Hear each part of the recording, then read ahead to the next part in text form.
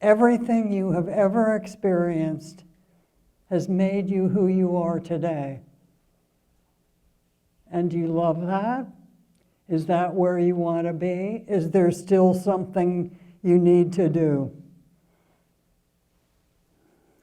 And your destiny is very, very good. Probably you know that. To be sitting here now together in this room with the deities behind me.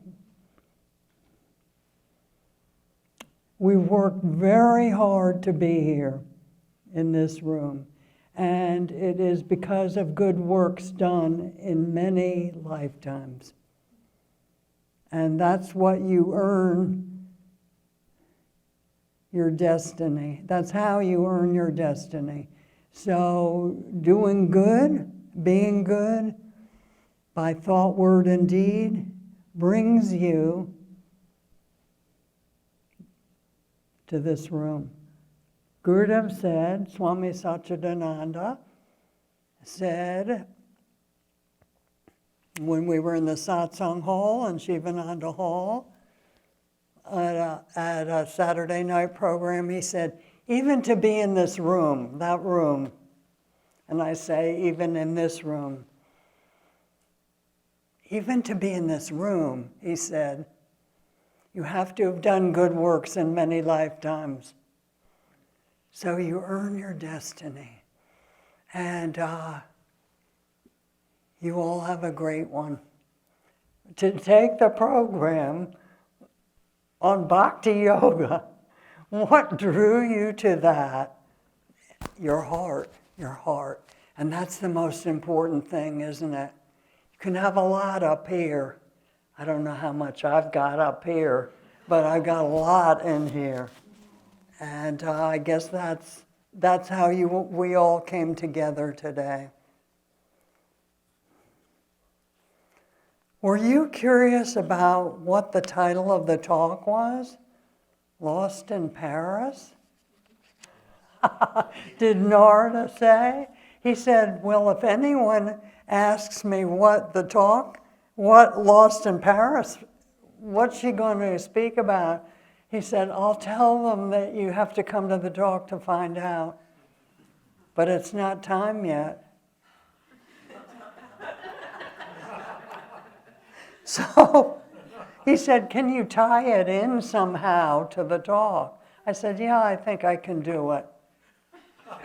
All right, but we'll see. You'll be the judge. The Road Not Taken by Robert Frost. If you're in the mood, you're going to love this. Two roads diverged in a yellow wood, and sorry I could not travel both and be one traveler. Long I stood and looked down one road as far as I could to where it bent in the undergrowth, then took the other as just as fair and having perhaps the better claim because it was grassy and wanted wear. Though as for that, the passing there had warned them really about the same. And both that morning equally lay in leaves no step had trodden black. Oh, I kept the first for another day.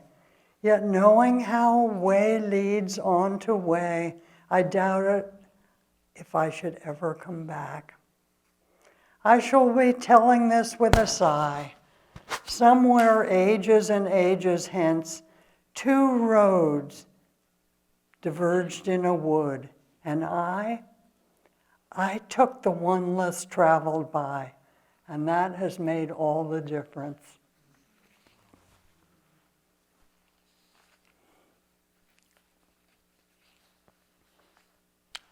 A little emotion here, because that's what we have each done. You've chosen to be in this room. Your destiny is bringing you every moment closer and closer if you haven't already realized your true nature. And that's what we all took birth for. In fact, everyone, but not everyone knows that. And some are the lucky ones. This is the road less traveled. And you've made a brave choice and done a lot of work.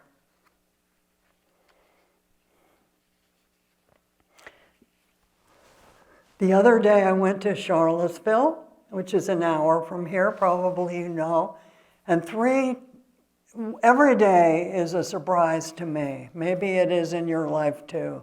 I don't know what's going to happen today.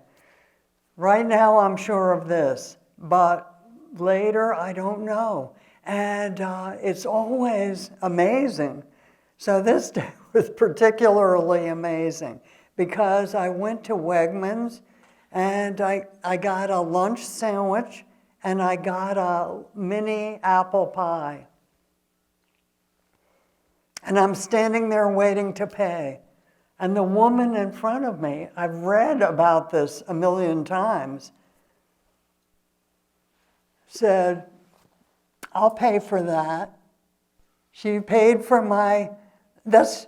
I'm 82 years old. That's never happened before. It was terrific. I still haven't gotten over it. And then what happened? I came halfway home, Scottsville. I went to the public library, and I'm there, and I say to the librarian, "Oh, what? I don't know what to read. Can you suggest anything?" So he took me around the library, and he's pointing at this and that, and he said, "Oh, this book is brand new. It's brand new.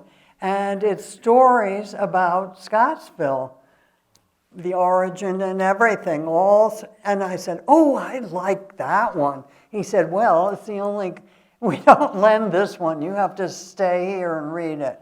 He said, "But let me look and see if we have a second copy that we can lend."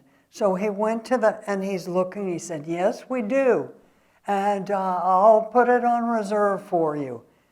And there's this lady with white hair standing there, very lovely looking lady, and her husband, I assume, with white hair also.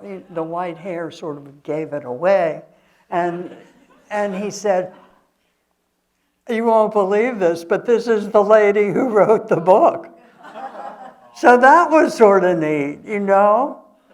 And then that night, I'm sitting outside the monastery, and there are fireflies all over the place. I love that. Probably you do too. And it's their time. But do you know at 9 o'clock they go to sleep? I guess they have to get up early for meditation and hatha yoga. I don't know. But it's over at 9 o'clock. And all this is terrific. But I couldn't hold on to it. I couldn't recreate the experience. And so I am in my room. And for, almost 2.5 years, I've been in that room, sitting in the chair saying mantra morning, noon, and night, and doing what you're all doing, which is trying to accept God's will and understand what's going, and to make the best of everything. That's my way, and that's the only way. And so I'm sitting there, and my reality is, no matter what there is going on in the whole world, and we see all the things going on in the world, what is your truth? What is it you can go to and stand in that truth, and it doesn't shake? I can depend on that. I can count on that. And that's what you're all doing here this weekend, these days. And for me, it's mantra repetition, and Swami Satchidananda. Somehow, having faith in that. How did I get that? I don't know. But as I just told you, I've worked very hard. We all have. And I thought, that is my reality. That is what is real. Everything else, I'll never see that lady again, probably. You know, I won't see the lady who got me. Oh, maybe I should come. What day was this and what time? Maybe she'll be here next week and we'll get my lunch again. I actually did not have that thought. But what can I count on? What can you count on? So I say, you practice, not wait till you've got white hair and it's near the end of your life, but be practicing and making a habit all the time, every day, all the time, making a habit of remembering what you came here for and what you can do that is just solid like this and makes it so you're not shaky. I hadn't planned on saying any of that. Let's see what I planned. Okay, I'd like to say a couple of stories of what Swami Satchidananda said, because if you haven't heard them before, this is terrific. This is a little glimpse of who he is.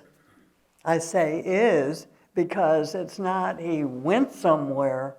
He's right here in this room probably, and in the heart of each one who wishes that. I believe he knows my every thought, word, and deed, and it keeps me real clean. Well, somebody's watching you too. I don't know who, but I know who's watching me. And God is watching. To me, everything is written. Everything is written. Every thought, word, and deed is written and creates your future. So what do you want to do? What do you want to put in?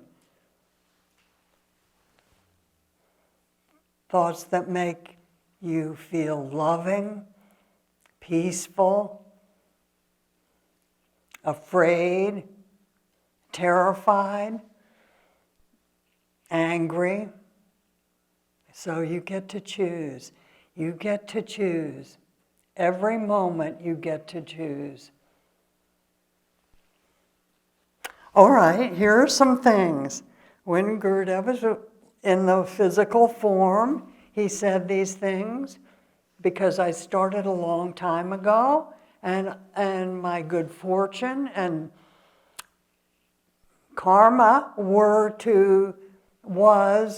to transcribe Swami Satchidananda's talks, sometimes full-time, 5 hours a day, for 20 years. And so I used to say, most people have blood running through their veins, but I have Gurudev's teachings running through mine.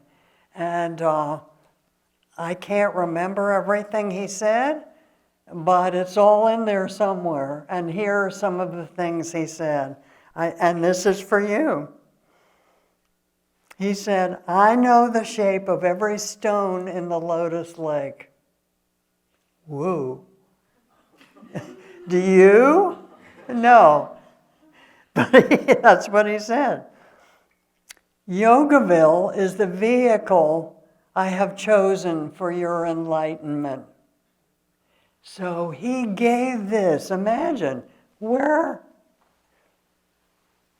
But he made this and then went somewhere with the physical form. But this is for us. What great place this is in the whole world. What is it? It's a sanctuary. You know, it's where you can come and you feel safe and protected and peaceful. Oh, and so he would be on the stage. You were with Mataji yesterday in that satsang hall. He would be sitting in his chair on the stage, and we'd all be there like that on the floor. And he said, I'm sitting here as if I know something. And you're all sitting there as if you know nothing.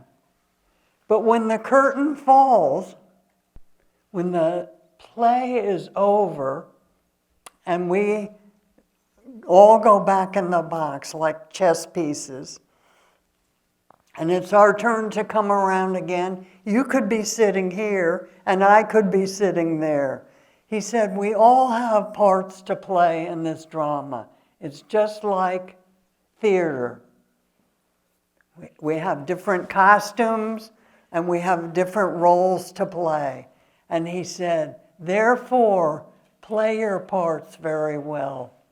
So you look around, and a lot of people, you know, there's the villain, and there's the hero, and there's the heroine, and everyone has their part to play. So which part do you want to play? Do you want to be the villain? I don't want to be the villain, but somebody has to be. But I hope it's not I anymore. Yeah, I may have been villain many times, but not anymore. So you've chosen the road less traveled. So you are creating your future birth and karma and destiny every moment with your thought, word, and deed. So play your parts very well. And watch the show. If anyone difficult comes in your life, know that it's a messenger from God coming to teach you. So there's a different way to look at, oh, the ego doesn't like that. Oh, but that person is a messenger. If that person is a messenger, what is the lesson here? What am I supposed to learn? So you could say, this is for me. This is for me. It's not about them and they did this and it's for me. What is it here for me? If it's for me, what am I supposed to get from it? What is the teaching? Oh, I like this. This is a whole story, a little paragraph that I would say to get it right. One time at a talk, you were doing all of your spiritual practices to purify the vehicle so that you can serve better. You were doing asana, pranayama. What for? Not only for your health, you want to keep the body healthy, the mind peaceful, so that you can serve. Your ultimate goal is to serve, serve, serve. And how is that service to be done? With love. That's why I enjoy playing tennis. I didn't know. Did you know Swami Satchidananda played tennis? Well, you knew? I think I heard that. It's a funny thing, but yeah. I didn't know. I never saw. He said it. My tennis is not in the court. There's no net. There's no racket. I love to serve. Serve all, love all. What a beautiful game that is. Now the ball is in your court. Play your tennis in life. Love and serve. He had a way with words. And English was not his first language. Tamil was. So to be, of course, this is my feeling, which I'm sharing with you. Everything he said was something. He never said anything that was frivolous or casual. Everything had a reason or a meaning or was specific for you. Because if I say if, you might say if. But I knew he knew every thought, word, and deed of every one and everything. He knew these things. And so I could trust what he said. And that's what this ashram is built on. Swami Satchidananda's teachings and words and vision and pure intentions. And I think that is why Yogaville is the way it is. It's not always perfect what goes on here. I don't know what you're experiencing. Sometimes at the meal we might run out of the thing that you love. Or when you got there a little late, it was gone. I mean, that's a silly little thing. But what do I do with it when I come there and that happens?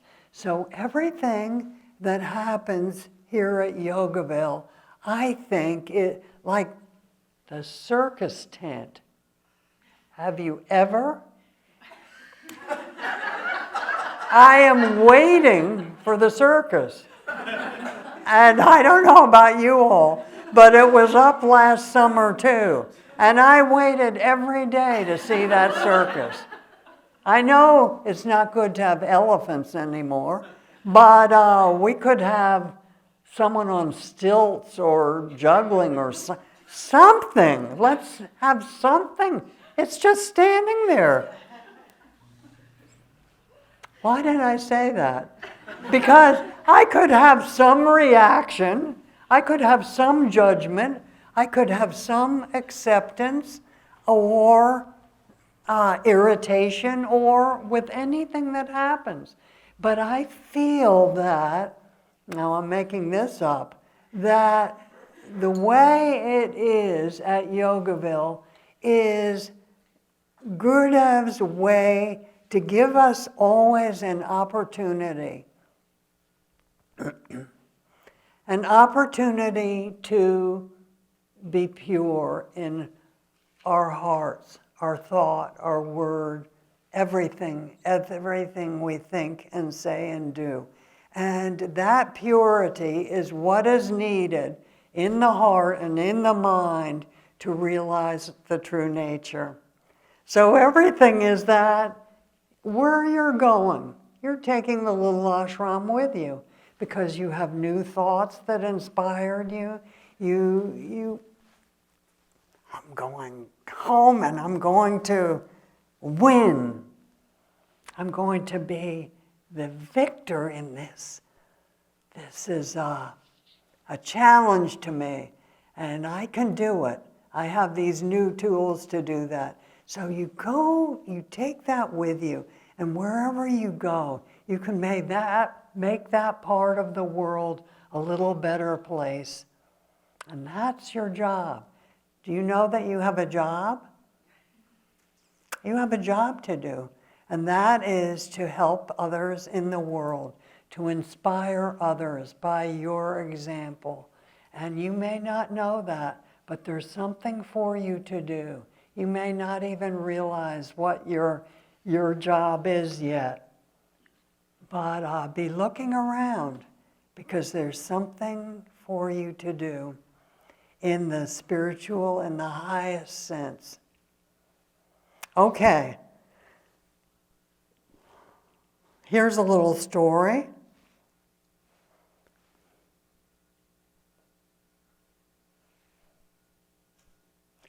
I'm giving you a moment to rest. Okay, that moment is over. So there was this woman here. She was a good friend because she would come every year from Texas. She would be coming to a program or to staff a little bit and so forth. So she was here for a 10-day retreat. In those days, we had 10-day retreats, and at the end of the retreat, they would give a talk in case anyone was interested in receiving mantra initiation. And so this is, anyone who was interested would come to this talk, and they would say what it was all about, how you needed to be. You didn't just take it, but you needed to fill out an application. It would have to be accepted and so forth. So what was happening? It was a silent retreat, and I could talk, but the retreatants couldn't talk. So what was happening? One day I left because I like magic, and there's a lot of magic at Yogaville. And so here's one of those magic stories. So I was coming out of the monastery, walking this way for some reason, and here comes this lovely lady, but she's crying like anything. She can't talk. I can talk. Oh, would you like to come into my room and just sit there? And you can write on a piece of paper anything, what you... Okay, so she did, and she wrote down, she said, I just went to the talk on mantra initiation, and I don't know whether I should take that. She said, because I don't feel worthy. I don't know if I'm ready. And she didn't know what to do. She's crying her little heart out. And I said, well, this is what I would do. Because in the talk, they say, if you're interested, fill out the application, but then until the initiation, which would be 2 days later, practice the Guru mantra. Om Gum Gurave Namah. And the Gum, that is the Guru who is inside of all of us. And we say that at morning meditation, repeating it many times to awaken that Guru inside. And so they suggest you say that till the initiation. So I said, now she was headed to walk to Lotus for noon meditation or something, going on the path through the woods. And I said, just repeat that and repeat that, as I told you, inside, but also ask Gurudev to show you with a sign that you should take it or not take it, initiation. Hari Om, off she goes. I never thought of it again until the end of the retreat. And silence was over, and it's lunchtime, and she came up to me, and she said, oh, she's beatific. She's so happy. And she said, the most amazing thing happened. Well, tell me. She said, so I was doing what you said, and I asked Gurudev inside, give me a sign. So I walked down through the woods, and I come to the road, which was going into Lotus, and I start walking, and I hear a car. So I turned, I stopped, and I turned, and it was Gurudev's Jeep, and he came right up next to me. So this was, I think the retreats were in June then. And he stopped the car. Now, she's here, he's here, like this, and he rolled down the window, and he went,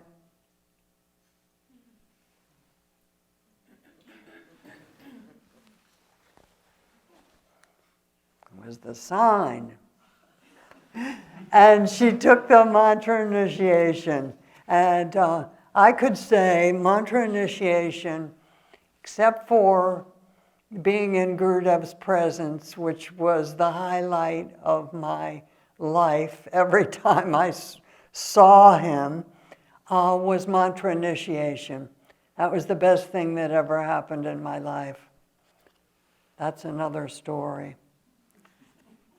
Not today. Well, it could be by popular demand. I don't know how you would give me the sign. One time, let's see, Gurudev gave a talk at the Pentagon Meditation Club. It's true. And so anyway, we were here at satsang, and there were two people from that. One was the head of the meditation club there, and another was this woman.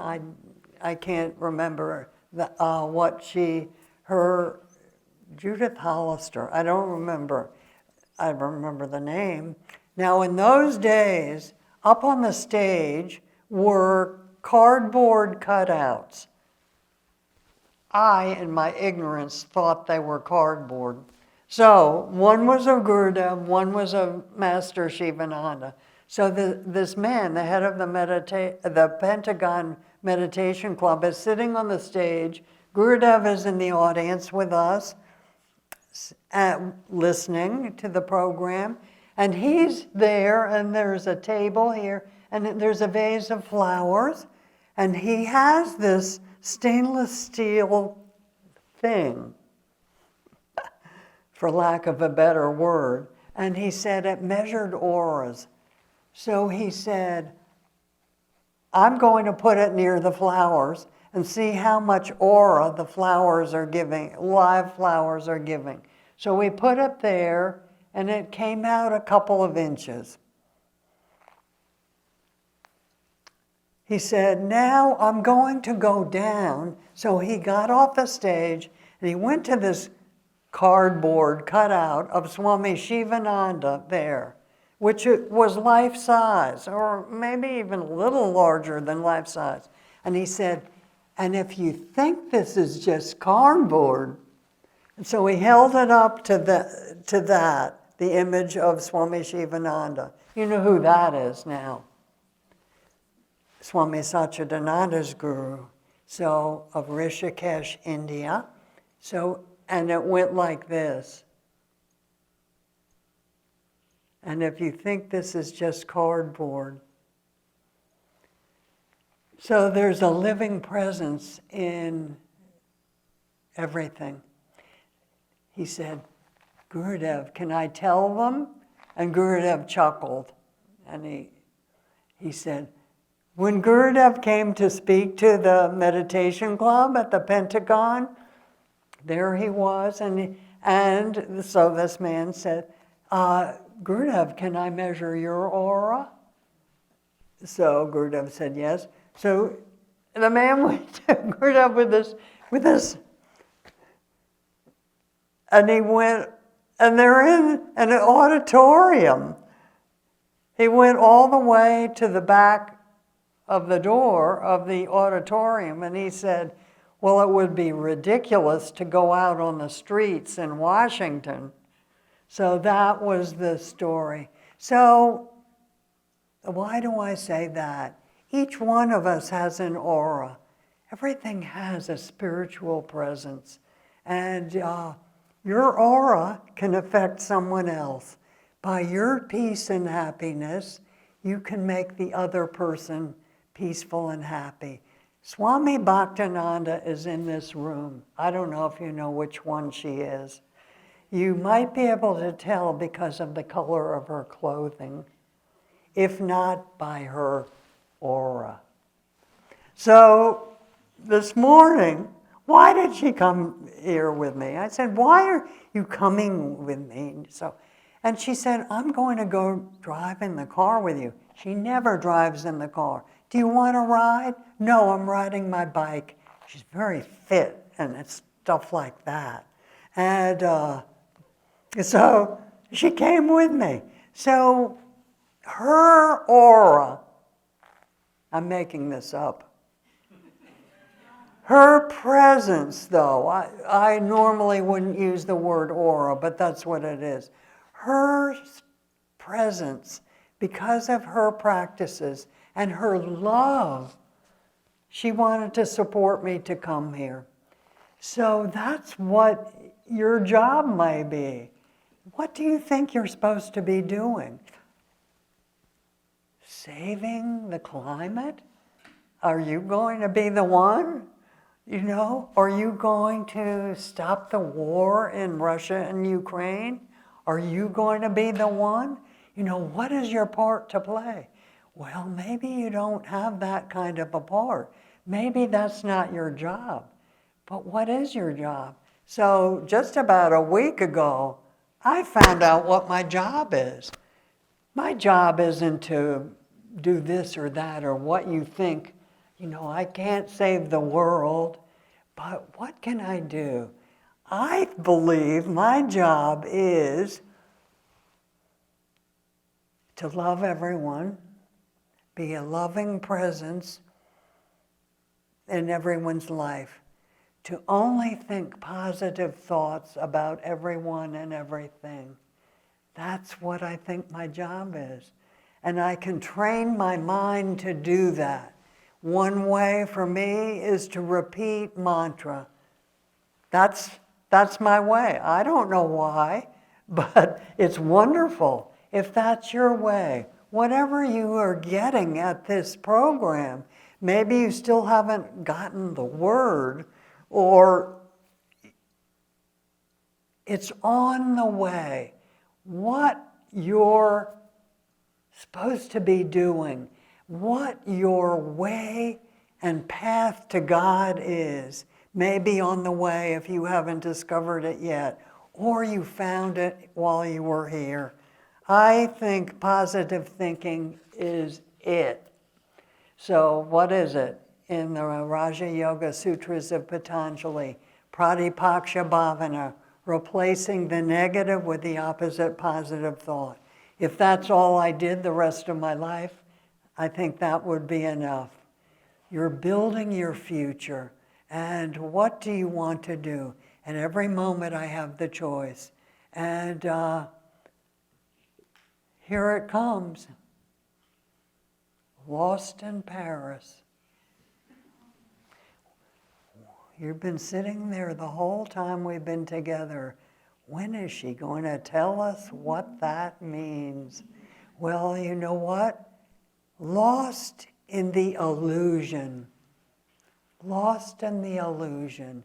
Lost in Paris is a sort of a clever, catchy way to remember what you want to do. You pick anything. Pick something that's very attractive to you to remind you what you want to be doing with your life, what you want to do. Oh, the rest of my life I've got to do that? How about just today? So at the end of the day, you have no regrets. Okay, might be time for a story. The Titanic ship was going down. There weren't enough lifeboats. And a lady in one of the lifeboats being lowered said, if I had known, was heard to exclaim, if I had known this was going to happen, I would have had the chocolate mousse for dessert. Now, what was that for? Because I suggest to you, have no regrets.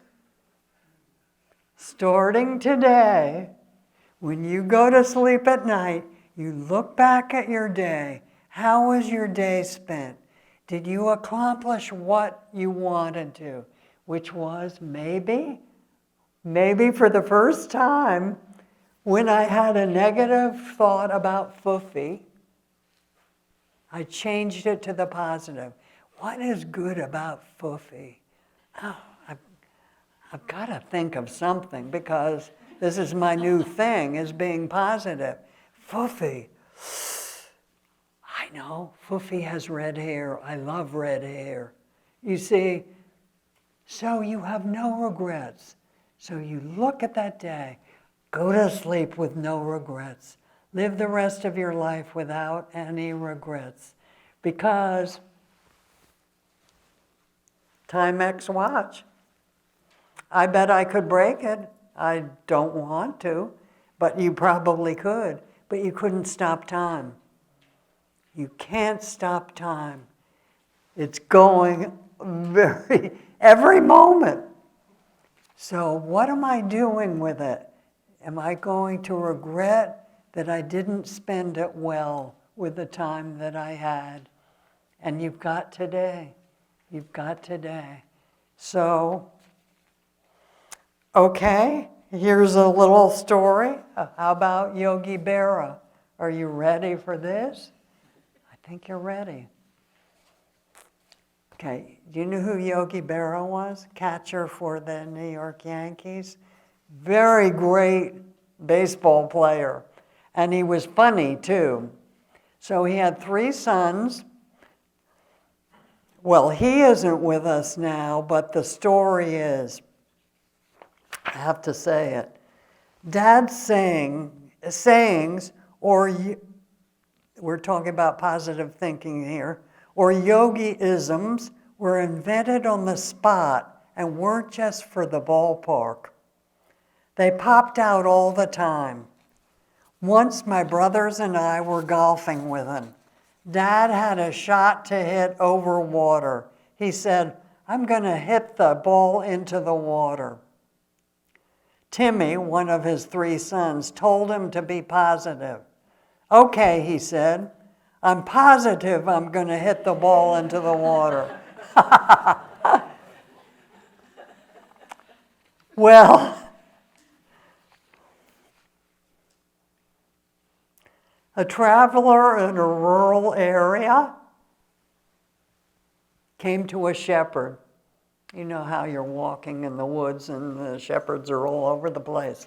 So he said to the shepherd, what kind of weather do you think we'll be having today? And the shepherd said, oh, I think it will be weather that I like. And the traveler said, how can you be sure it's going to be weather that you like? And the shepherd said, well, a long time ago, I figured out I had no control over what the weather was going to be. So I decided, who has that control? Nobody, not even the people, the weather forecasters. They're trying their best. So I decided that whatever the weather was going to be, I was going to be like it. I was going to like it. That's how I know today is going to be weather that I really like. So you get to decide, is something good or bad? Is it good or bad? You get to decide. You get to decide. I'm lost in Paris. What is that for? Oh, it's reminding me to be positive. So, that's for good. Okay? Gurudev said on July 13th, 1996. You can remember that date if you want, but you don't have to. All right. If you have complete faith in God and His dealings and His will, you don't have to worry about anything. It's all His will. It's all His will. It's all His will. It's all for good. It's all for good. Keep this as a sacred mantra. If you don't like saying His, you can say her. It's all her will and it's all for good. 2 lines. Try to keep it posted everywhere in your room. Your life will be safe and sound, trouble-free. You will have nothing but peace and success in life. Swami Shivananda said almost the same thing. Whatever has happened by the will of God and is for the best. Whatever is happening now is happening by the will of God and is for the best. Whatever is to happen will happen by the will of God and will be for the best. I can base my life on that, and I do. Something happens, it's the will of God. That's what I say. It's God's will. Let me accept it. But that's That's what I believe to be true, and that's what I can base my words and actions on. So you pick that. Find what's best for you. Find what's best for you. And you train your mind to go to that, whatever it is. And I think you've received a lot since you've been here. And there's more to come. I know. Are we halfway through the program? Something like that. So there's a lot more. And okay, let's see. This is what Swami Shivananda said. One time, I love his teachings in his books, over 200. And so at night, I can go to that. I can go to Swami Satchidananda's teachings. And this is what is real. This is what is real to me. All right. Washington, D.C., the Smithsonian Institute. I used to go there when you could go places. So I loved the museums. And I stumbled upon this one exhibit, the president's, I don't know what we called it, memorabilia, let me say that. So a teeny little room. I visited it later times and they had made it bigger with more items. But here I was and I walk in and there are behind glass all kinds of wonderful things that belong to the presidents or were given to him in his travels all over the world. And everything was something. So the items that were in Abraham and Lincoln's pockets on that infamous day, and the writing desk of Thomas Jefferson, writing the Declaration of Independence. Everything was something. A vase given to Ulysses Grant when he went to China. Eisenhower's golf clubs. He shot a hole in one once. Everything, oh, look. Because I liked, I got over it, I think. Celebrity. So, is anyone, like that lady who wrote the book? That was my first celebrity in my whole life. I said that to her. I don't know how she took it. She looked a little stunned or something,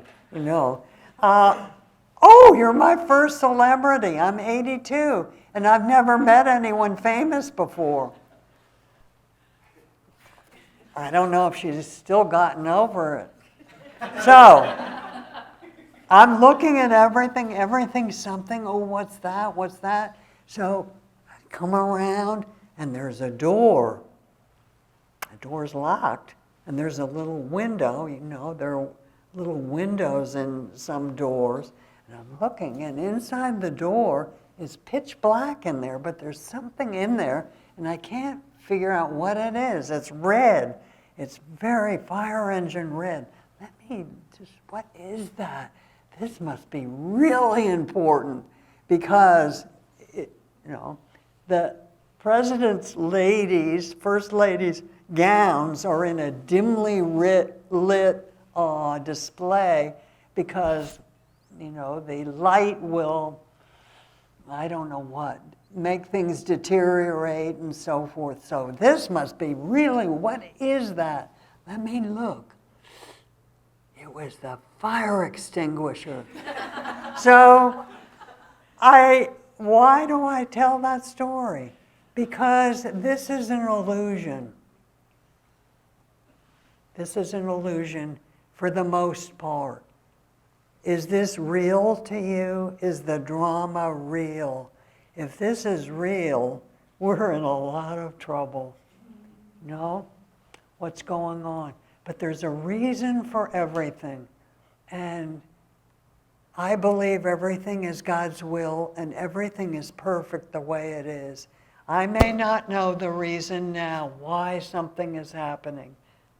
Not too much. Sometimes you know, but a lot of times you don't. And but I don't think there's any mistake. But two things. If I think anything's wrong with anything, it's because ignorance of my true nature. When you have knowledge of the true self, which is why we're here, why we're trying our best at every moment, when you realize the truth, you will know why everything is the way it is, why that happened. Until then, what can I do? I can go to what I believe to be real. We make imaginary importance to things, like diamonds. That's a big thing. Money, that's a big thing. Is that real? You see, so we put importance on things. What do you put importance on? Realizing your true self? When is that your most important thing? When is it? Which day? So if you already came here with that, but just came for extra inspiration, you are blessed. If you came here without that knowledge, you are blessed. You are always blessed. And you've worked really hard. I include myself in that. We have all worked really hard to be here together today. It is my privilege to be with you today. And I think my closing thought is what Swami Hamsananda said. I love this. Why not then? All that has come before this morning. Why not then knock at the door of the Lord of the world? Do you call God the Lord of the world? He had such a way with words, and I love that. Why not then knock at the door of the Lord of the world? You will get everything from him. Please run to his door at once. He is standing there with outstretched arms to receive you with intense love. That's what we're here for.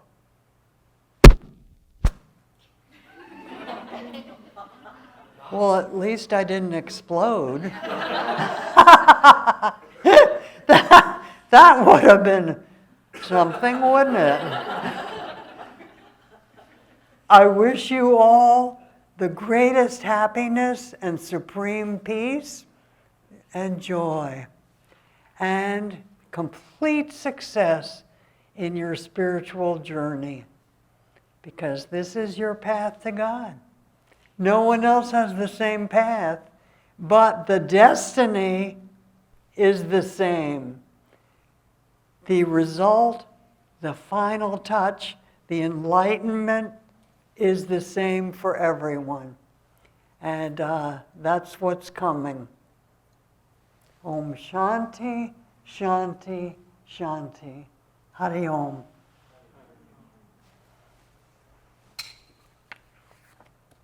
Thank you, Swami. Om Shanti. Om Shanti. Cool socks. What do you think? Love it. I know, someone gave them to me. I thought, well, if the talk isn't so great, they can just look at the socks.